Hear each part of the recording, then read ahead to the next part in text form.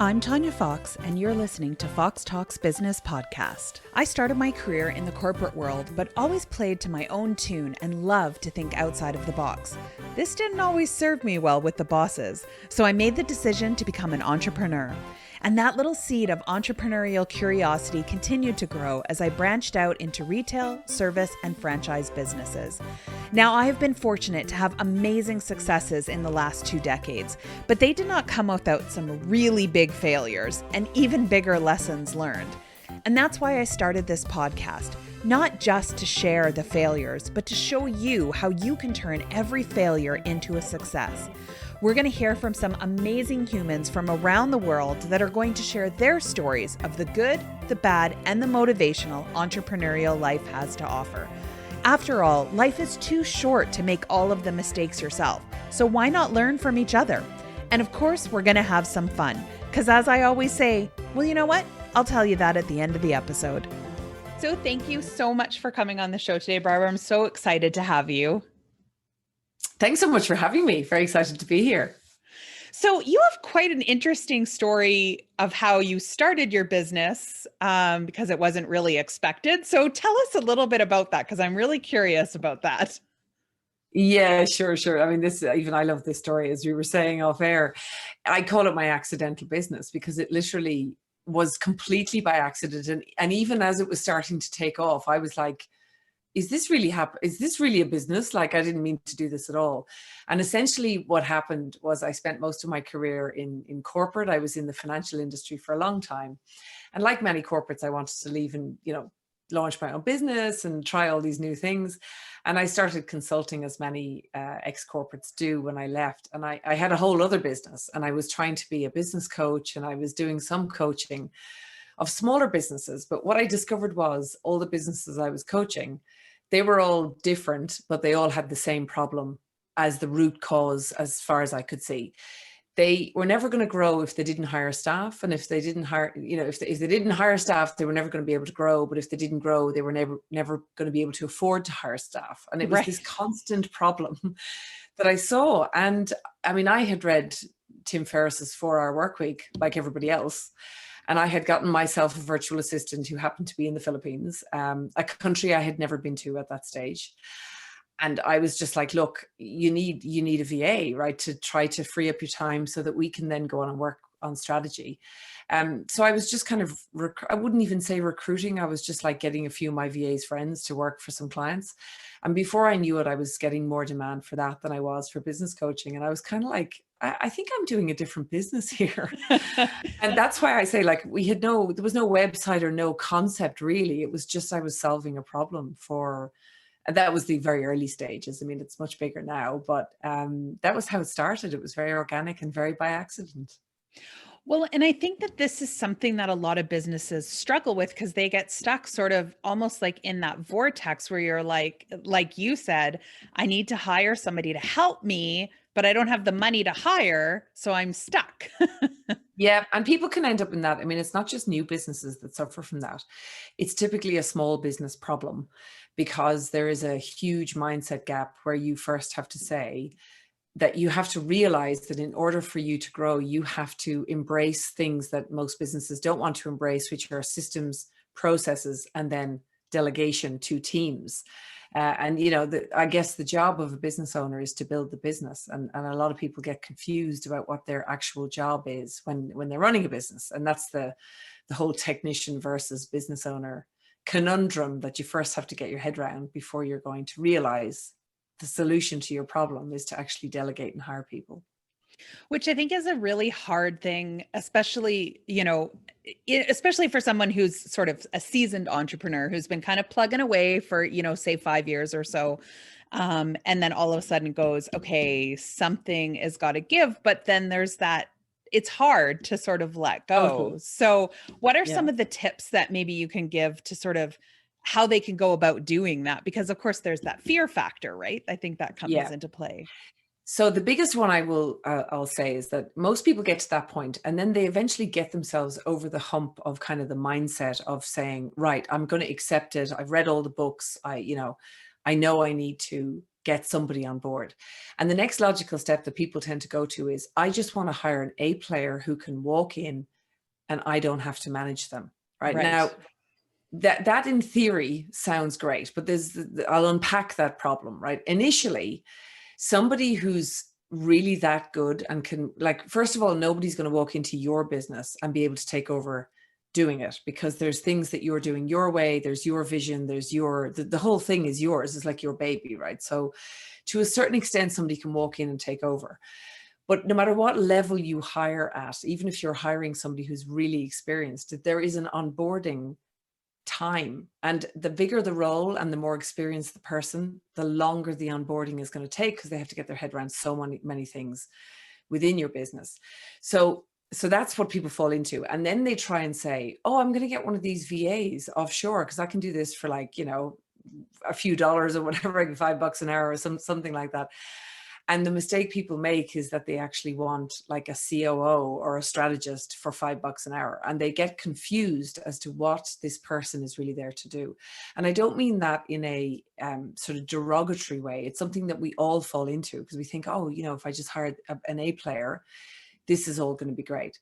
The problem, though, again, if you do find an A player or you hit a home run, the issue is then that if you haven't built your business like a bit of a machine with your own processes and systems and how things work, what ends up happening is the IP all stays in that person's head. And when they walk out the door, so does the IP, right? So all of a sudden, even if you do get an A player, you're sort of doing yourself a disservice by not accepting the next mindset shift, which is, okay, I need to delegate. Now I need to learn how to delegate. And part of that is building processes and learning how your business actually works yourself, so that you can then impart that to somebody else. And that's how you get around the, I don't want to lose control. You know, we're all control freaks as entrepreneurs because it's our baby, right? And that's okay. But if you don't want to, you know, micromanage or give up control, the way to do that is to have a solid, streamlined machine that has lots of systems and processes and, you know, meeting rhythms and communication rhythms, and everything is already set. That's the way to do it. Well, and I think a lot of entrepreneurs sit there and go, but I have processes because I do all of this stuff. Yeah. Is it in your head though? You got to get it on paper or video, and then you got to try and impart that to somebody else. You know, that's a hard bit. Yeah. Yeah. Well, and I think that's just it, right? Is of going, how could somebody else step in, and if I wasn't here, and be able to understand all of this stuff? And I think that's where you're saying, really sitting down and going, do I have processes and procedures set out that somebody else could come in and see how to do that? Because again, we keep stuff in our head and go, well, I know how to do it. Wouldn't they? I think as well, and this is my next tip on this. I mean, because a lot of people, they're like, oh, I know I have processes, but you're trying to delegate running a whole department, or like running a whole business, or like doing an entire launch, rather than breaking it down into tasks and simple processes. So I always say to people, if you really want to start delegating first, and the first role you're going to delegate to is, for example, something like a general virtual assistant, who is an assistant there to help take some stuff off your plate, let's say. The easiest way to do that is to imagine, you know, it doesn't matter whether you're a $1 billion company or one person working part-time, sort of hobby type business. Every business has departments. It doesn't matter how big or how small. You have the marketing department, you have sales, product creation. It's all the same stuff, right?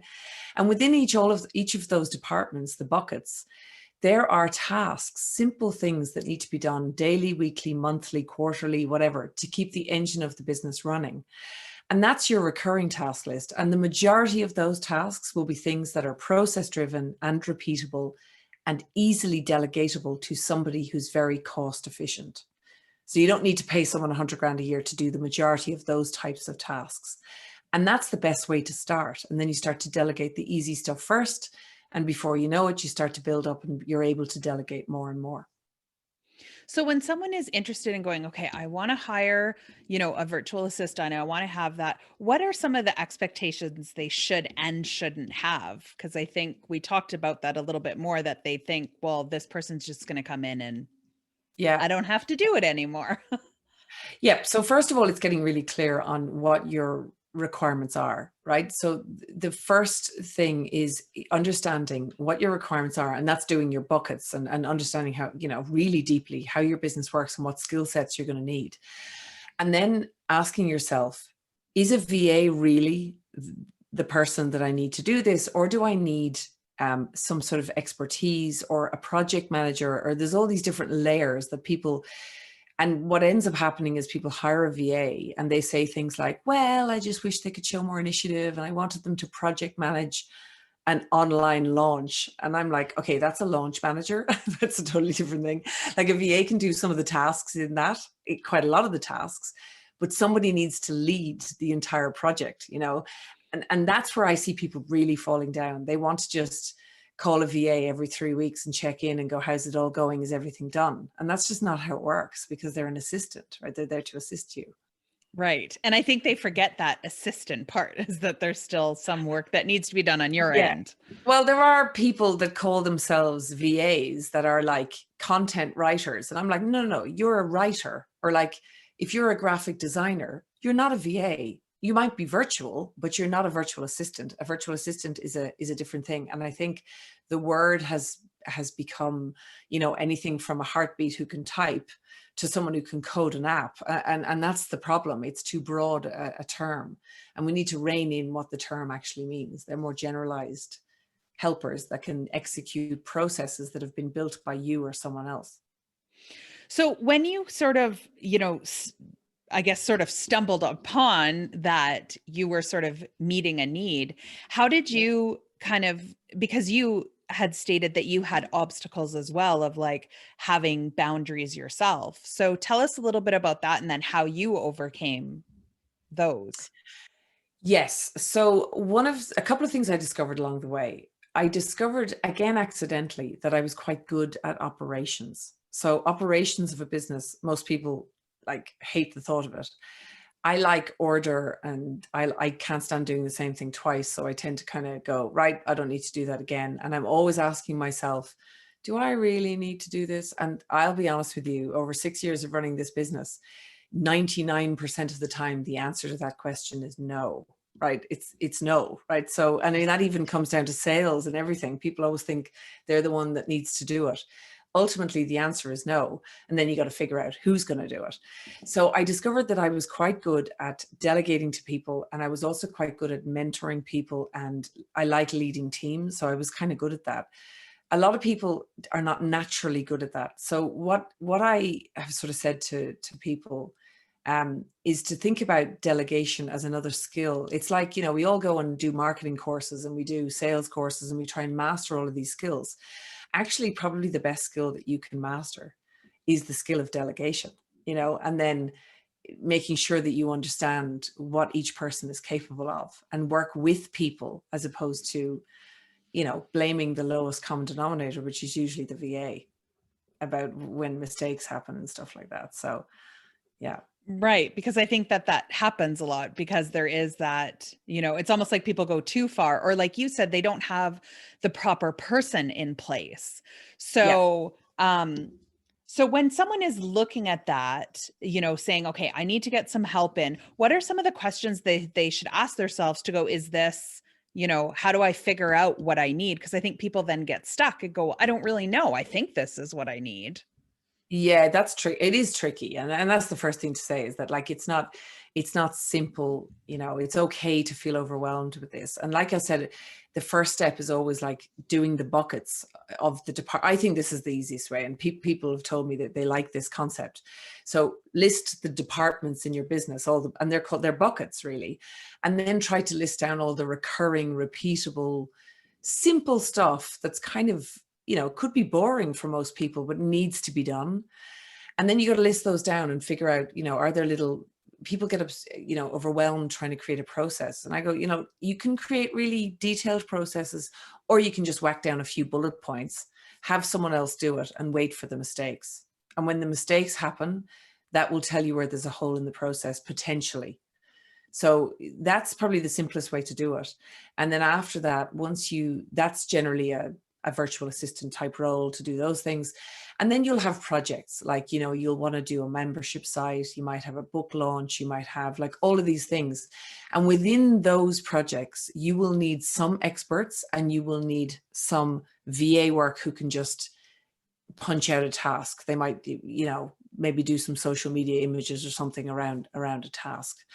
And that you've got to simplify it. You really got to simplify it down to those basic things, and then delegate some and start to practice delegation, essentially. Yeah, because I think, there's probably a lot of people that almost need to keep dipping their toes Yeah. into it and just sort of slowly figuring out what, not only what that feels like as an entrepreneur, but, get to know who you're working with. Because I think sometimes people just jump straight into it.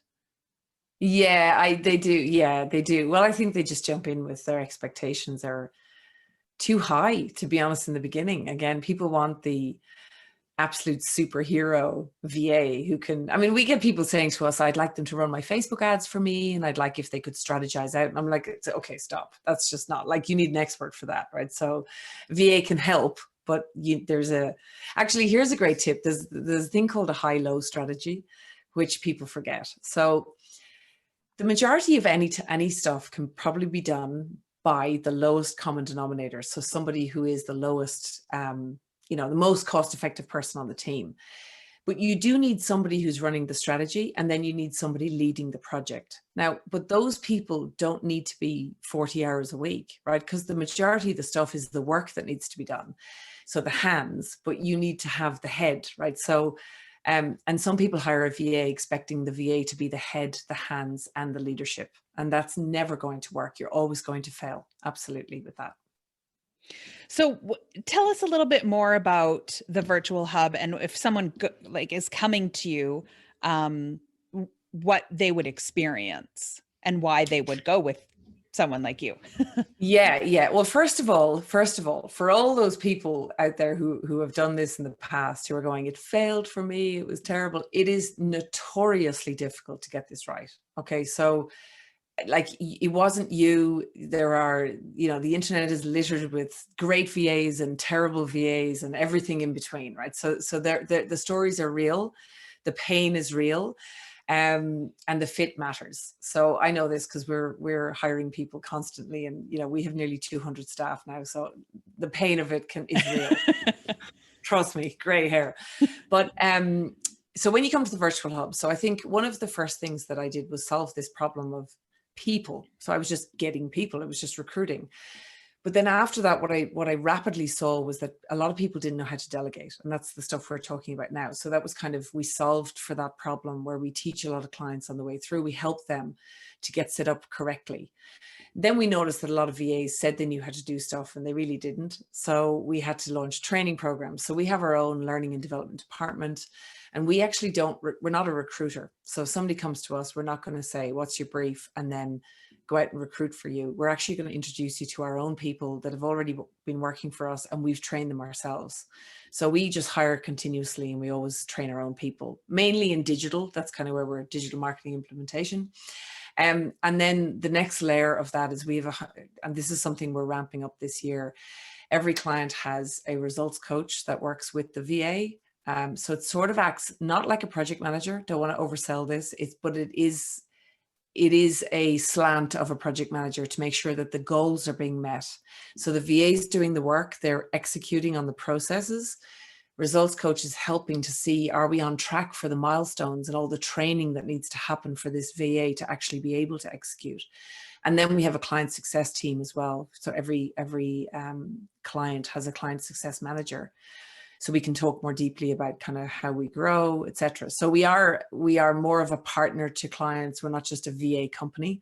Our tagline is, we don't just give you a VA, we give you an entire ecosystem. And that's what we are. So if somebody wants all the bells and whistles, then we're the right partner for them. And, if VAs leave or anything happens, we do transitions pretty quickly, and we hold the hand of the client basically through those kinds of situations. Well, and I think that's something that a lot of businesses don't take into consideration, because like you said, you can go online and find Yeah. hundreds of thousands of people who claim to be virtual assistants. And, I see it too. I used to work in the financial industry and I used to always see that, right? People are like, I'm a bookkeeper. And I'm like, no, you worked in Oh, accounts receivable and payable. That's not the same thing. yes, And that's I the see problem. that in the virtual assistant world where people are like, well, I know how to answer emails and stuff like that. Yeah. So I could be a virtual assistant. So I think, really taking into consideration, thinking about working with a company that can do all of that background stuff, because just going out and hiring on your own, that's all then on you of that Yeah, it's a lot follow of up. work. And like you could, I mean, you can get a home run. I mean, you can go online and get a home run in your first hire. And if you're only looking for one VA, I mean, that can work really well. But it can be fraught with annoyance. And if you're already too busy, you're probably too busy for that. So yeah, that's why, I guess that's why people come to us, and they don't want the pain of training them or managing people. I mean, the other thing is we have a full Philippine company. So all of our VAs are under our top level private health cover. We have all their benefits sorted. So we take care of all of that. So, that's another thing that people forget about when they're working online. Well, and I like that you mentioned that actually, because I think that's important, because a lot of people don't consider the longevity of it. And there Yeah. is comfort when you work with somebody, you kind of get to know them and you get a feeling no matter what avenue you're in. So knowing that they're being taken care of is a big deal.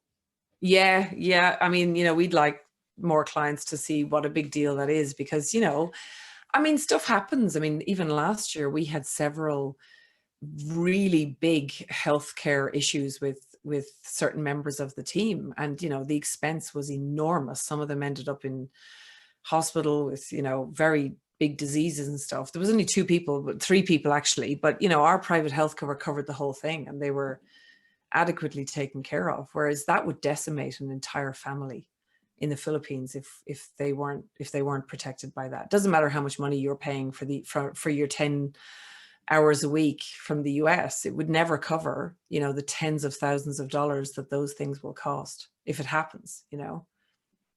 So I think the other question that some people might have is, they think of going somewhere like the Philippines because they're like, hey, it's cheaper for me. It's less money for me than hiring somebody here. But then they always go, but they're so far away and the accountability. So what do you say to people who have those types of questions?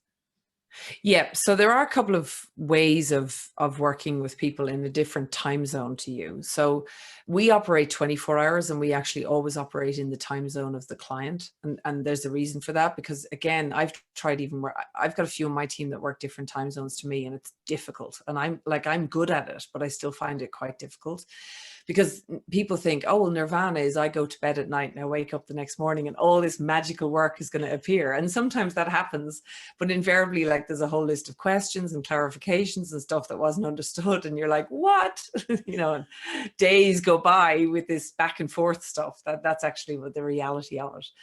So, but with accountability, I mean, it's one thing getting the person and then having all your processes and all that sort of thing in place.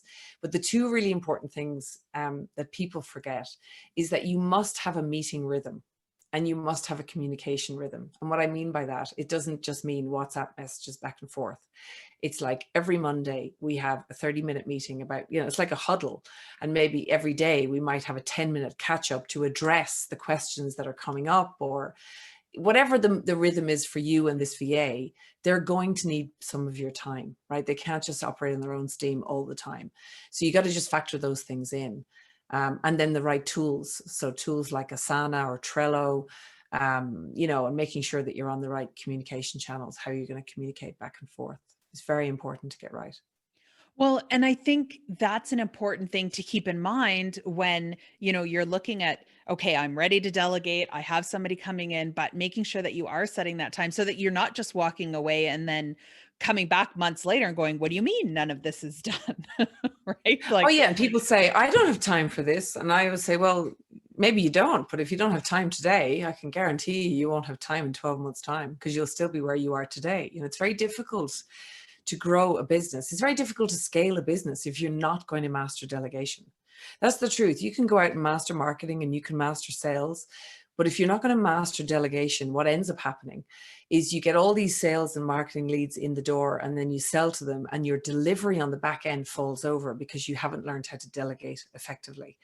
And that's really the curse of so many businesses, because they don't realize that delegation is another skill that needs to be mastered, and you need to focus on it as a whole team, including the people you're delegating to, because it's this whole baton handing back and forth between you. So as a team, you need a commitment to learning together about how to delegate more effectively.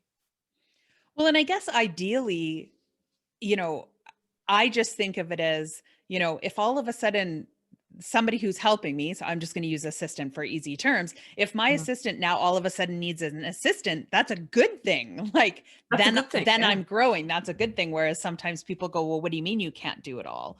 Without thinking, well, Oh you yeah. Well, couldn't. people will say you're clearly too slow, or I don't know, I need to. And then what you find is people just keep churning through VAs, and eventually, I mean, I've seen this, and I go, well, the only common denominator is actually you. So if you're churning through people, that can be, you may want to kind of sit down and go. Now, it may not be the business owner. It could be terrible hires. You need to hire right. You need to recruit right. And that's, a whole other challenge. But yeah, a commitment. I think the main central point is a commitment to learning how to delegate more effectively means that it will pay you back in spades. It doesn't matter whether the person is in the Philippines, or you hire a consultant in the US or Canada, or you work with anybody. It's being able to delegate effectively and communicate with people effectively is key. Yeah, I think those are fantastic tips.